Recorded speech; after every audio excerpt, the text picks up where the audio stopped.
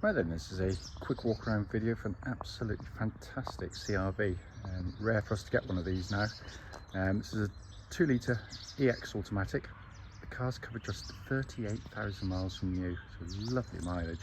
2009 car. What makes it stand out, which you can see visually, it's got the dynamic exterior pack, so the bigger front and rear bumpers, side steps, rear spoiler and the roof bars. All adds up to a fabulous looking car.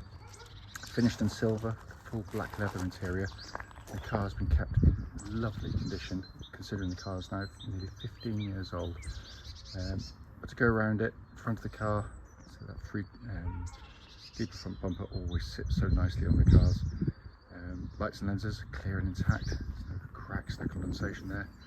Bonnet, you can't see a stone chip of any note there at all. Sorry, nearly tripped there. Near side of the car, beautifully smooth in the panels, it's like looking in a mirror.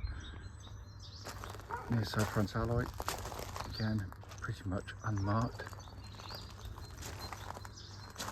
It's literally just been washed off, it's not been polished, nothing like that. It's just got a really natural gleam to it that you get from the car that's been as well looked after as this one.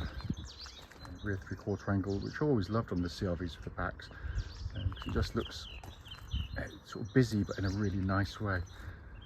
Around the back, very, very clean and tidy. The offside, driver's side, and it's absolutely beautifully clean in the panels there.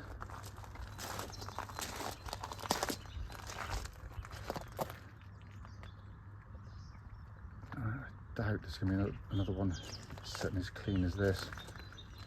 Anywhere in the marketplace at the moment that I've seen anyway. I find the alloy absolutely lovely. It really is a truly exceptional car, that. Coming to the back, you've got this enormous boot and all the equipment's there still. So it's still got the middle shelf, tonneau cover, and this one's also fitted with a fabric load liner underneath, which has kept the interior in just stunning condition. It really is incredibly clean. Coming to the back of the car now, enormous amounts of legroom in the CR-Vs, and the front seats are set for me and I'm 6 foot tall, so no cheating there. But this is where most of the wear takes place, and yet 15 years of use, and looks as though they've banished people from the back, because the leather work, everything's just been kept absolutely beautifully. Come to the front now on the passenger side, again wonderfully clean and tidy. Passenger seat there, so it's hardly ever been sat on. Finally coming on the driver's side, door card again, beautifully clean. Footwell areas again, really nice. The driver's seat itself, beggars belief really, incredibly clean there.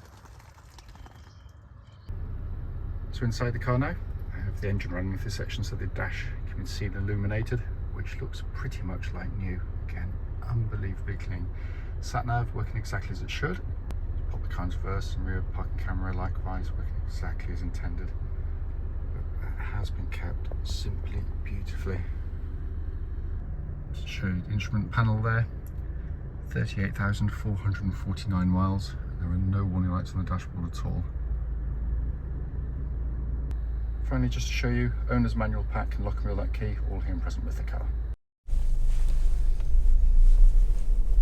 Right then, this is a quick road test video, and this is for Honda CR-V. It's a 2 litre EX automatic. Car's registered GF09XTU, a mileage of just 38,450 miles. The reason for all of our videos, and especially this one, is to ensure that if anyone's online looking at any of the cars we're selling, they get to see the very car advertised actually in operation.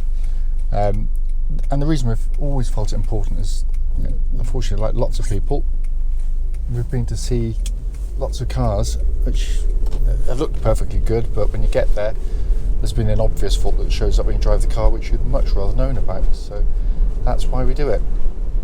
We also do it on these very quiet country roads in this wonderful part of Gloucestershire. Even on this most horrible of days, it's still a lovely area. This also, by the way, forms part of the road test route we take our customers on, and the hope is, of course, it will be representative of what you'd feel yourself. if you went on test drive in the car. So coming to the car, amazing mileage, amazing ownership, and it drives absolutely superbly. Engine starts instantly, it settles to a smooth, even idle. There are no warning lights on the dashboard at all relating to the engine or any other part of the car, and temperature gauge is running at a third, which is exactly where it's meant to be. I've said it a gazillion times, but you know, Honda do build the best four-cylinder engines in the world, especially petrol engines, and this is a classic example of why. They are incredibly strong and reliable over enormous mileages. They are equipped with cam chains, not cam belts, which I loathe, which is a good thing. But also, it's just how the engine performs day in, day out. It's a lovely engine. It's sweet, it's flexible. When you do push it, you're greeted with that lovely Honda induction sound, which doesn't assault your eardrums with a kind of a coarseness. It's got a, it just feels so beautifully engineered, which it is. The engine then feeds through into the auto gearbox, which, like the engine, has a reputation for being very, very tough indeed. Obviously, Honda have to choose ratios to extract the best out of the engine, both in terms of performance and economy, so it's a compromise between the two, which they've done a very good job on, as always do. And the gear shifts on the move are very slick and smooth. Notwithstanding reputation, as I say it in each and every video, is that you should still do the same checks on any auto box. Just check that on the move the gear changes are indeed smooth, and as I said, they are perfect in that sense. But also, and probably more importantly, when you're stationary and you select drive or reverse from cold and hot, there shouldn't be any great clunks or thunks as it engages into gear. And always this gearbox is perfect, but you'd expect it to be with such a low mileage anyway. Then moving on to the steering and chassis, you know, I'm going to regularly say, you know, Honda are way ahead of the game in making an SUV drive like a car, not like a commercial van. And it starts with the steering, which is, you know, perfectly weighted. It's got plenty of weight to it. Doesn't feel overly light, doesn't feel vague in any way, feels very much connected to the car. And it's got the way it works with the chassis, the interaction between the two is absolutely spot on, because these aren't meant to be sports cars. They're not sports cars, and I'd say in lots of videos about CR-V, there seems to be lots of motoring people that seem to think that they should. Well, they don't, but what they do is corners like this, when you turn in, really accurate, very little body roll. Body control is superb in these things, actually. So you can flow through corners without getting lots of body motion going on. But it still allows for a very comfortable, compliant ride, far better than most, you know, more modern cars actually in some ways, because, you know, they've got unfashionably high profiles on tyres, which actually helps with low speed absorption. Also, incidentally, absolutely no clonks, rattles at all from underneath the vehicles, all in very, very good order there. So I'm going to give the brakes a bit of a shove, leave it till the last minute. But the brakes are excellent. It's literally just gone through an MOT independently of us, without any advisories at all. And they commented it was in very good order, this car. So that comes as absolutely no surprise. Incidentally, by the way, sorry, I forgot to do it. Steering track's nice and straight. I'm trying to avoid the pothole there. And there's no vibrations at this speed or any speed up to legal limit, actually. And then coming inside the car, you know, I know it's low mileage, but boy, are these things well built. But also, you're greeted with brilliant visibility around the car. Dash layout, it's fantastic. Really simple by modern standards, even though it's actually very highly equipped, especially for this age of car. Sat-nav's all working exactly as it should. You've got dual zone climate control system, which gives you different temperatures side to side if you so wish. Heated seats, again, all working exactly as they should.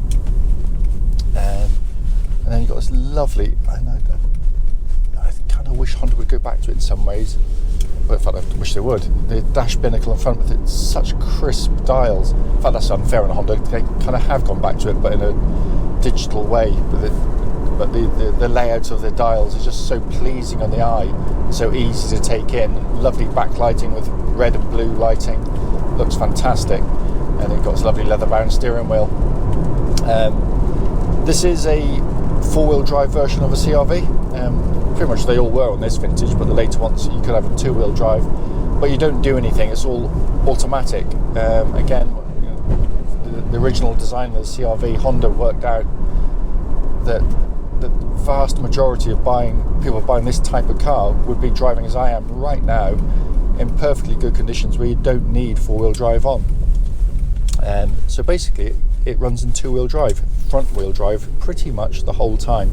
It's only if it loses grip on the front wheels will it bring in the rear wheels to give you four-wheel drive, and it does it far more quickly than you could ever do it yourself, because it does it via the traction control system of the car, so it's virtually instant and seamless as well. It just feels like someone's giving you a push in the back. It's amazing actually how it operates.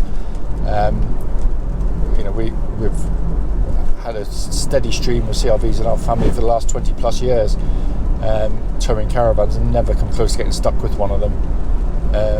The advantages of the system are very obvious. You're going to get through your tyres less quickly, you're going to use less fuel, and you put far less mechanical stress through the vehicle.